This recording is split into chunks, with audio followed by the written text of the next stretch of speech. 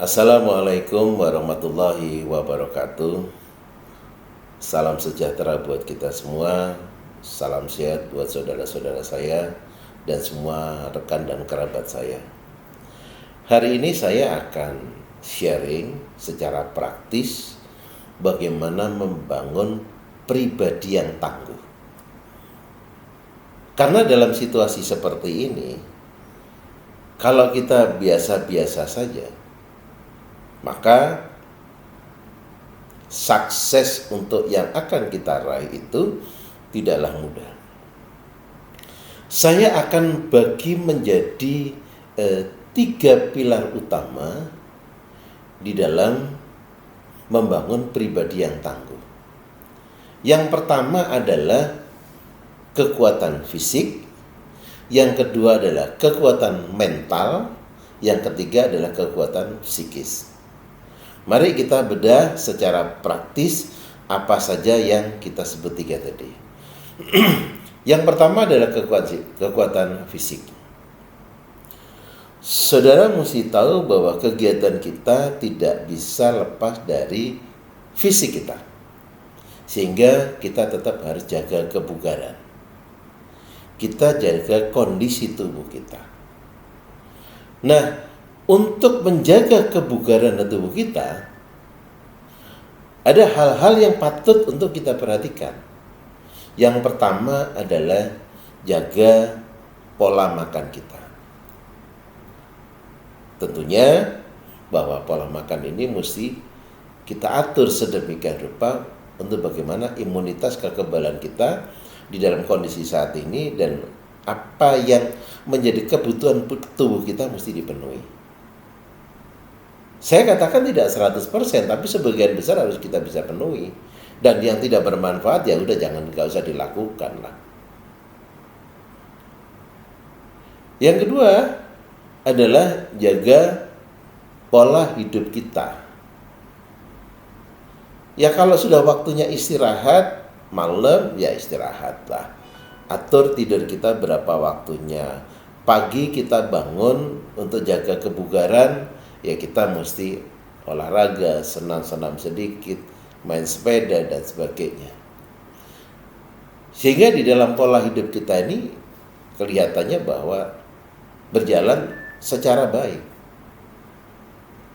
Ya. Dan yang ketiga adalah bagaimana menjaga kesehatan kita di dalam kondisi COVID-19 yang sampai saat ini di dalam sharing saya hari ini masih mengkhawatirkan. Saudara sudah banyak tahu apa itu 3M, apa itu 5M. Ya saudara mesti jalani untuk menjaga kesehatan diri kita, keluarga kita, anak-anak kita, saudara-saudara kita, bahkan rekan-rekan yang ada di sekeliling kita. Jadi yang pertama adalah bagaimana Anda menjaga kekuatan fisik di dalam menjadi pribadi yang tangguh. Yang kedua, saudara mesti menjaga dan menguatkan, memberikan kekuatan terhadap mental kita, yaitu kekuatan mental. Setting pola pikir kita, mental kita mesti mental juara. Bahwa di dalam persaingan ada informasi, ada bluffing customer, ada dari teman, ada informasi ini. Jangan pernah dibuat baper sehingga mempengaruhi mental kita. Yuk kita bangun pribadi-pribadi kita yang tangguh. Sehingga mental kita benar-benar kita siapin bahwa hal-hal yang seperti itu adalah sesuatu yang biasa. Sangat biasa. Karena kita bersaing. Yang kedua, jika Anda mengalami kegagalan, itu adalah menjadi kematangan saudara. Kematangan diri kita, diri saya, dalam menghadapi hal-hal yang sifatnya, ya ini mesti gagal. Ya kita persiapkan dengan lebih baik lagi. Karena kekurangan persiapan, kematangan kita, kemampuan kita, dan kalau gagal itu wajar ya kita siapin lagi. Tidak perlu Anda mencari salahnya siapa, dan itu tidak penting. Apa yang harus perbuat, apa yang harus saya perbaiki? Setelah mengalami fase bahwa saya hari ini gagal. Saya negosiasi, saya gagal. Nggak masalah. Yang menjadi problem utama pada saat saudara mengalami kegagalan dan saudara putus asa. Terus saudara mencari, ini salahnya siapa? Kenapa begini? Itu nggak perlu. Menjadi mental juara nggak perlu seperti itu. Satu biografi yang pernah saya baca, seorang petinju kelas dunia, 30 kali dia naik ring, tidak pernah kalah. 27 kali dia menang KO.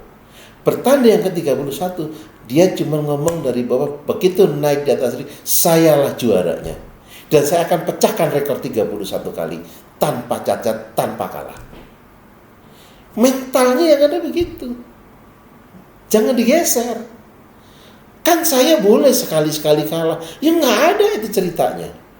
Saya harus pemenangnya. Saya harus juaranya. Bahwa nanti setelah bertanding, setelah bertarung, yuk kalah, itu urusannya lain. Itu sudah takdirnya memang harus mengalami fase itu. Tapi saudara tidak perlu bahwa memberikan kesempatan saya boleh kalah. Nggak ada. Karena mindset mental kita mesti juara. Sayalah pemenangnya. Sayalah juaranya. Saya bisa ngatasi itu. Berikutnya mental-mental yang di dalam persaingan produk. Saudara mesti tahu dan mesti ingat. Nggak ada produk yang sempurna. Yang bisa memenuhi semua kebutuhan daripada pelanggan atau customer. Ada yang pricingnya bagus, produknya sedikit kurang. Ada yang produknya sempurna bagus, harganya selangit. Anda mesti tahu apa kelebihan produk yang akan saya jual dan kemana saya menjual produk ini, untuk siapa. Dengan begitu, bahwa Anda bisa menempatkan produk sesuai dengan kebutuhan daripada calon pelanggan Anda. Oh, produk ini untuk siapa? Produk ini untuk siapa? Produk ini memenuhi kriteria siapa? Sehingga gampang buat kita mau cari marketnya ada di mana. Tapi kalau minta semuanya sempurna, nggak keburu harganya. Dan berikutnya adalah bagaimana membangun kekuatan mental di dalam kompetisi sesama daripada rekan sekerja atau ya pesaing-pesaing karyawan atau ya kompetitor yang lain. Bahwa mereka berhasil lebih dulu, mereka bisa mencapai lebih dulu, ya saudara di-challenge untuk lebih baik. Tidak usah mencari salahnya siapa dan kenapa dia berhasil, itu biasa saja. Sehingga membuat kita jauh lebih memperbaiki improvement buat kita sendiri apa yang harus kita kerjakan. Dan yang ketiga adalah kekuatan psikologis kita. Ini yang paling berat. Masalahnya tekanan itu datangnya bisa dari internal dan eksternal. Internal yang paling dekat adalah keluarga. Tekanan dari istri, tekanan dari anak, tekanan dari orang tua, tekanan dari keluarga. Yang semuanya bersumber pada kebutuhan-kebutuhan mereka.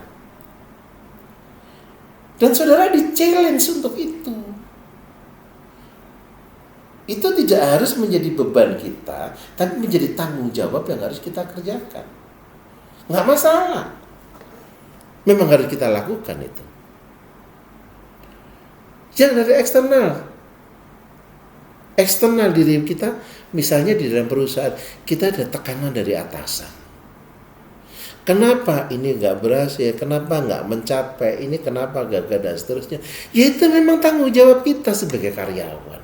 Dan mesti kita hadapi dan itu biasa saja. Ya nggak usah berlebihan. Wah, lalu kita analisa atasan kita bagaimana, bos kita bagaimana. Dan itu nggak dibutuhin. Saudara tidak dibayar untuk itu. Saudara dibayar untuk hasil kerja saudara ya bagaimana? Ayo kita pikirkan. Apa jalan keluarnya? Yang ketiga adalah tekanan karena regulasi-regulasi pemerintah. Saudara tahu bahwa semua orang mengalami regulasi itu. Dan saudara nggak perlu baper berlebihan. Kenapa ada seperti ini? Kenapa aturannya berubah? Biasa saja.